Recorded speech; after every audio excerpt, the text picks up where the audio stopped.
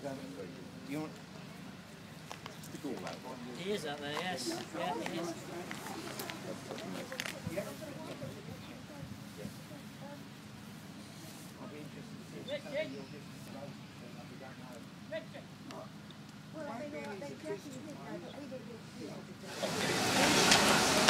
Well, we've come today on a rather grey, wet Sunday morning to Parker's house in Cambridge because it's a very special occasion. We're standing outside Hobb's Pavillion, and many listeners to the show might very well have seen Hobb's Pavillion, but not necessarily realise the significance of the name.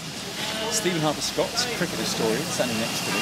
Stephen, tell us the origin of the name of Hobb's Pavillion. Yes, 80 years ago, the pavilion was opened to celebrate Jack Hobbs, the ex-Surrey and England player who was born in Cambridge, breaking W.G. Grace's record of the highest number of first-class hundreds. Yeah, because he's one of the big names in cricketing history. I mean, even people who aren't particularly into cricket will have heard of Jack Hobbs. Jack Hobbs, this is why everybody's heard of Don Bradman, who's the great Australian. I would describe the best way to say Jack Hobbs is he's the English Don Bradman. Or Don Bradman, the Australian Jack Hobbs. He's also the very first cricketer to be knighted. He's the first professional cricketer because until 1963 both professionals and amateurs played first-class cricket, and quite often there was a series between them, and Jack Hobbs holds the highest score ever scored in a match between the professionals of England and the amateurs. And the amateurs was called gentlemen. Yeah, the amateurs were always called by the players Mr. And the players just what's their name? Yeah. Right. It doesn't very different word. And they had to go. A lot of the grounds had two gates, two sets of changing rooms, two sets of refreshments were laid on, and the players went out one gate and out the posh gate. Now the building itself, it's 80 years old, and it's a one-story. It's expected pavilion. It's a one-story building, clock tower on the top with a rather fine weather vane. Is that Hobbs himself? It looks like it. It's just looking at it, it probably could be. Yeah, it certainly got that sort of thin, lanky look which he had. And it was built to celebrate his breaking the great W.G. Grace's record. Yeah, right? yeah. And when it was opened in 1930, he organised a match. Yeah, it was opened at the beginning of the season. Then towards the end of the season, on September 17th, he brought the team down to Cambridge to play a charity match for animals, and with him he brought down 6 test players, including Sutcliffe, who was his great opening partner for England, Maurice Leyden, another great thing, and 1 or 2 other test players at the time. Now Hobbs scored 100 in the match. Oh, expect nothing less. And of course, Parker's piece is very important to him because this is really where he grew up and where he learnt the game. He was born in Brewhouse Lane, which is now belongs to this, off East Road at Norfolk Street, and lived in River Place. And he played a lot of his cricket. His father was a keen cricketer who was a groundsman at Jesus College at one stage. And he spent all his spare time, I gather, playing cricket on the piece.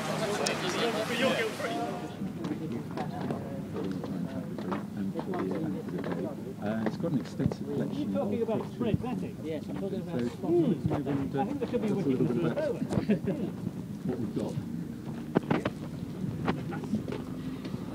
We've got a good collection of pictures of Hobbs and cricketers. Tell us a little bit about how you collected all this. Where are these pictures stored?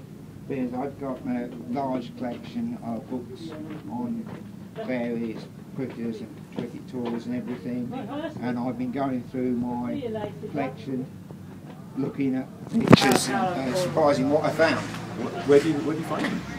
As I said, I've got a lot of them come out of my own personal collection of books. But where did you? Oh, so you're from the books that you got, right? So we're looking at them. We see some pictures of obviously some of the famous cricketers of his time. What would you say are the really worthy and very well-known figures that he was playing against? Herbert Sutcliffe of Yorkshire was his, and him were probably the most formidable opening partnership England have ever had.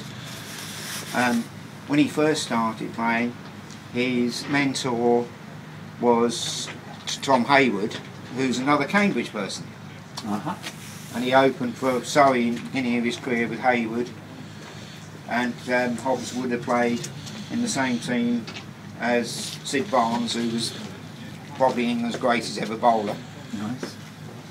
And as I said, this match 80 years ago, the charity match, there's some of the pictures of some of the people that played in it. As you can see, Maurice Leyland, Patsy Hendrick, Jack O'Connor, who was a Cambridge person, and Maurice Nichols.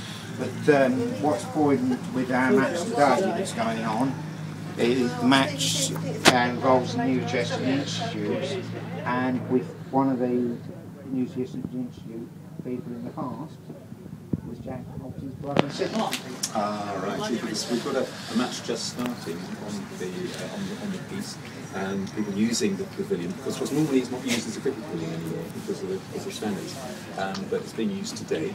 And in fact, looking at the exhibition here, I see a picture of a pretty tumbled down old shack, really, isn't it? And this is the old pavilion. That was it. There was no action until 1930. There was no actual pavilion on the site. That was just tea rooms. This is just tea. So where did the players change? But it always had to change in one of the local pubs, or if there was a special match, they had to put a tent or marquee up. Was there a particular pub they tended to use? The Cricketers was Poplar Haunt, and also Prince Regent, just round there, which... was it sort of one side changing in one and the other in the other? I was most of the time they used the Prince Regent, but the pavilion today, the NCI use the ground regularly, and they got use of the pavilion, but the main centre part is the restaurant now. Good luck, guys! I see this rather splendid letter here from the King, from King George the Fifth, yes. 20th of August 1925 from Balmoral. Dear Mr. Hobbs, the King has heard with much pleasure and interest of your unique cricket achievement in scoring 127 centuries, thus exceeding the number made by the late Dr. W.T. Grace, and also attaining a further record of 14 centuries in the course of one season. His Majesty warmly congratulates you upon this remarkable success, whereby you have established a new and greater record in the history of our national game. Yours very truly. And the words come from the Secretary, obviously on behalf of the King. You must have been very proud to get something like that. Yes, it was just an illustration. It was in one of the Gone books. Yes, and it's a sign, of course, of the stature that cricket had. I mean, do you think cricket has got less of a profile than it used to have? In one respect, it has. In my personal opinion, it doesn't help the fact it's not on terrestrial TV anymore. Ah, yes, yes. So it's been very much overtaken. So, which of the things you got here would you say you're most pleased to have got hold of? Yes, I was very pleased that a firm in Surrey gave me permission to include the print there. Lovely colour print of Jack Hobbs in a rather dashing white jersey, a sort of roll neck jersey, unusual for cricket, leaning on his back. And so this is from Mackenzie, is it? Yeah. Who make they sell cricket books and prints, and that print is very rare. Well, I'm very glad because that you were Surrey now, because I'm from Surrey myself. So we've got a nice mixture of Cambridge and Surrey today. Okay, well, let's go and have a word with some of the players in the team, because we've got the match just getting underway.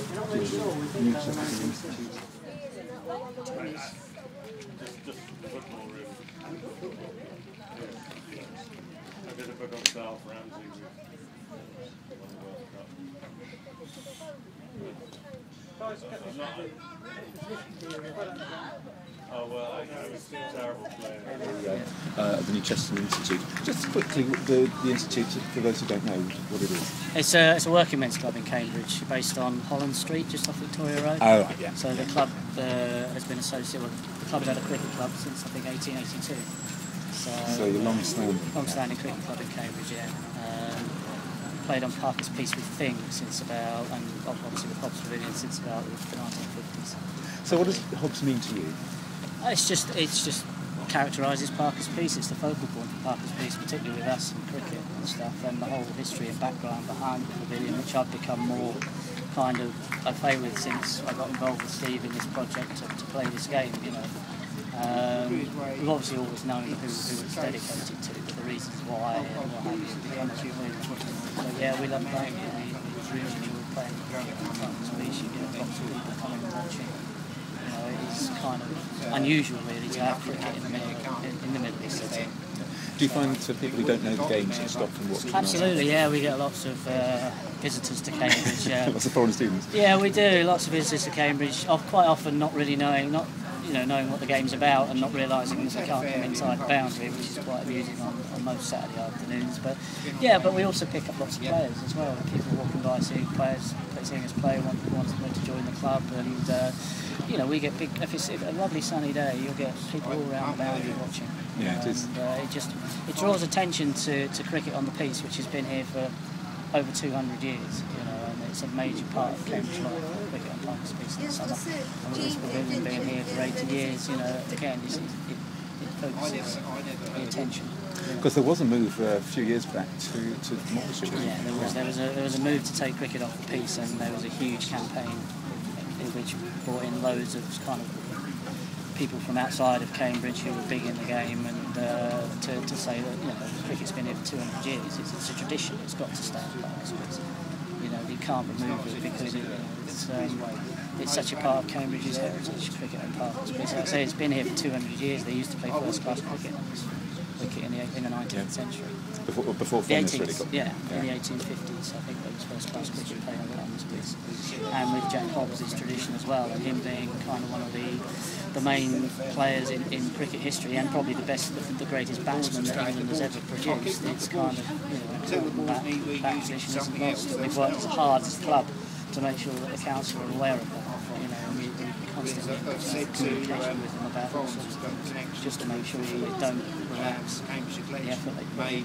The other thing with Hobbs was that he was a real gentleman, wasn't he, of the game? Yeah. And he sort of set a very high standard in that sense, sort of fair play. Do you think that's something which needs to be maintained? Oh, absolutely, yeah. I mean, we're very much, as a club, we very much encourage people to play in their spirit. So we try, I mean, one of the things I find quite sad is that the spirit of the game is disappearing. But as a club, we try and engender in our people that it's only fair that you give everybody who's you're acting in the right spirit. And you walk, yeah. And just basically, yes, the game is played in the right spirit. And you know, and as a club, as I said, we encourage that, and I think it encourages people to come and play for us because we do play. We're a very cosmopolitan club.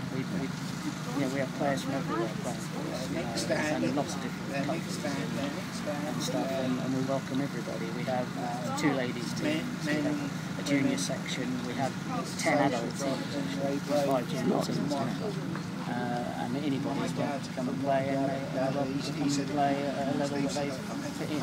So you do get the young people coming through? Absolutely, yeah. There's a few juniors playing today. Not as many as we would like, but there's a few playing today. There's a few of the women playing today, but again, not as many as we would like because of other commitments and stuff. But I think the response has been brilliant. I mean, there's 40 players playing today, which I think is excellent. Yeah. A really good response, and it just shows the kind of community spirit and the social side of the club. Everybody mixes in. So, and it's an important day to keep the link with the Hobbs family. Well, one of the things I've discovered is that Jack Hobbs' brother used to play for us. His name will stand out, whereas we hadn't looked at that, we weren't aware of that, and yeah, that now draws us even closer to Hobbs family and Hobbs Pavillion. That's the good history. Absolutely. Well, I'm here with someone of Jack Hobbs' family. We've got 2 of his nephews, both John, and Neil. You must be his great. Yeah.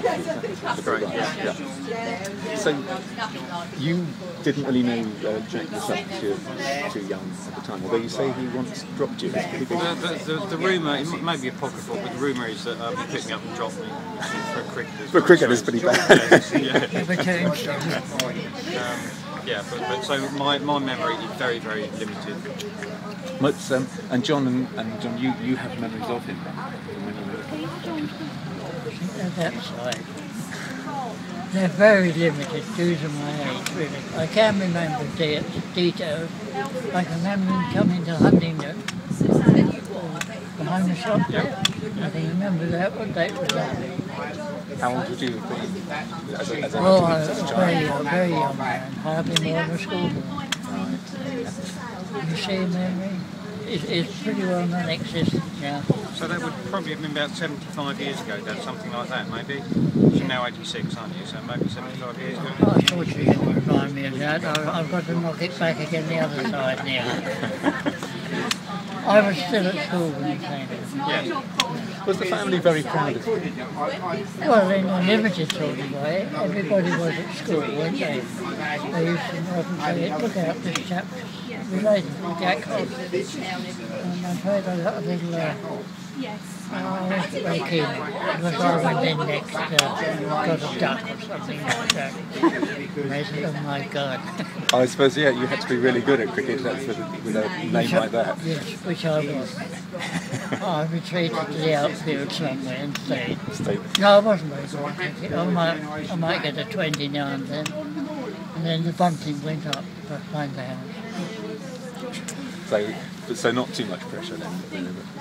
So you found that people at school, obviously, were you sort of like stars for being related to them? If you go onto Ancestry, you can click on my profile. I haven't got a lot on there. I don't keep it on my own personal.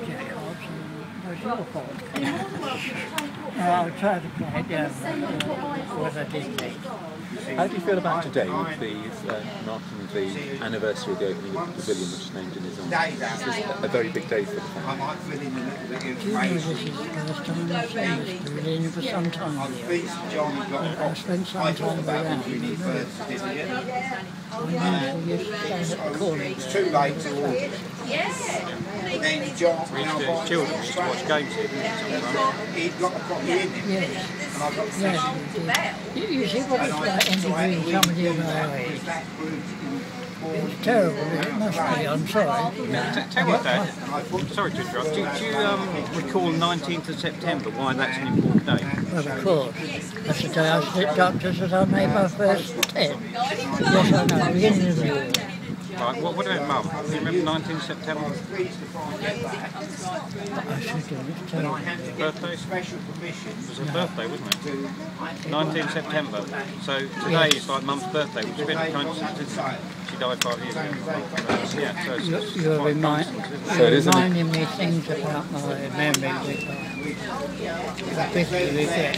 I can't remember more than I should have done. But it's an important day then, it's a date. It is, Yeah.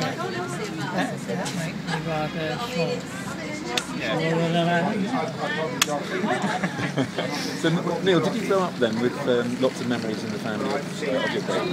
I saw lots of photographs and people talked about Sir Jack, and the grown-ups seem to think that Sir Jack was a major figure, and I never really realised he was. And it was only when I started seeing people like Ian Botham, they made comparisons on television, both of them saying probably greater than both. I thought, hang on, it's not a theory, this man must have really done something. And I read the John Arlott biography, and I tried to find out as much as I could. And I think the thing that the family are probably most proud of, if I may speak on behalf of you two, is the fact that he seems to be a very kind, generous man. Yes. I believe there was a test match, wasn't there, in London, and he got flu, and everyone said, Jack, don't play, and he said, I'll let down the bank holding crowd, I'm playing. And he just seemed to be very passionate, kind, altruistic. And he was a real gentleman of the game. Yes, he was, yeah. And because I mean that was something which wasn't the case back in W.G. Grace's time. So it's very much associated with Jack Hobbs. I think that sort of idea of sportsmanship and cricket being a higher moral. Yeah. Do you think the game's got a rosy future? I think possibly it has. I suspect that the current Pakistani trouble over betting is going to take a wee bit of recovery from, because how many people now believe the cricket matches are totally genuine? Because that used to go on a lot in Victoria. Yes, it did, didn't it? Yeah. Match fixing, people think it's new and actually it's old. But do you see it as healthy in schools and with young people? Yes, though I suspect football has a great deal more TV coverage at the moment, so therefore children probably want to be footballers because there's a great deal more money in it. 21,000 a week average wage in the Premiership. People want to do that. But as a historical link, apparently one of Grace's last games, Jack played in his first game. So there was a total link with somebody. Grace seems like a figure of history, doesn't it? You know? Yeah, there was an overlap, very, very slight overlap to that too. Young man speaking there, I'm actually folks. So in fact we've got a link through you, actually, to being dropped as a baby and through the family, all the way back to Dr. Grace. That really is it. Yes. I think it's a doctor on the head which did the real damage. Thanks very much indeed. It's been a great pleasure and a privilege to meet the descendants of Sir Jack Hobbs in front of Hobbs Pavillion on this very special day. Thank you very much for organising.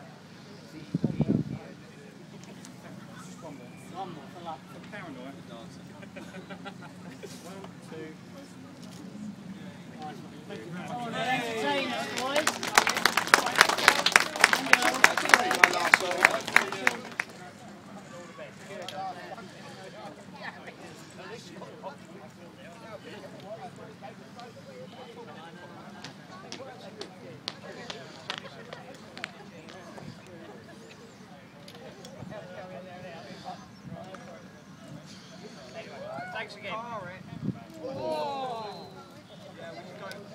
Righto, are we ready?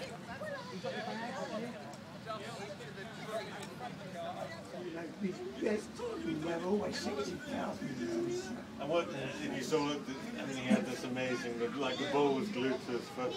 Yes. Were you able to see him? Wonderful, yes. Yeah. There's so many people, and it must have been the start of the season because they were passing over their heads. Oh, right. Spectators.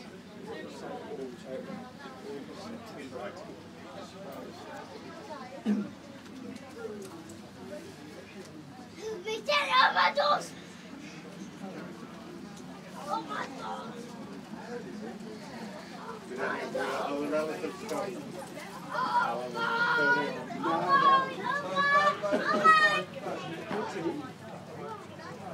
Alan was coming with his wife and his son, because his son's a good cricketer, Alan's son.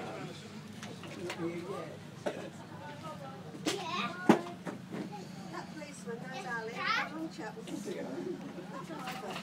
So he's a mace chap as well.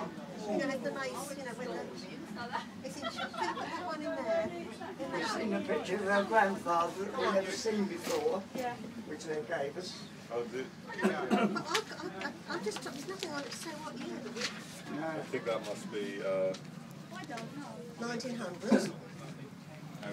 It's not as late as 20, is it? No, it's about 18. 18 we're going, are we? 1895. I thought that probably was.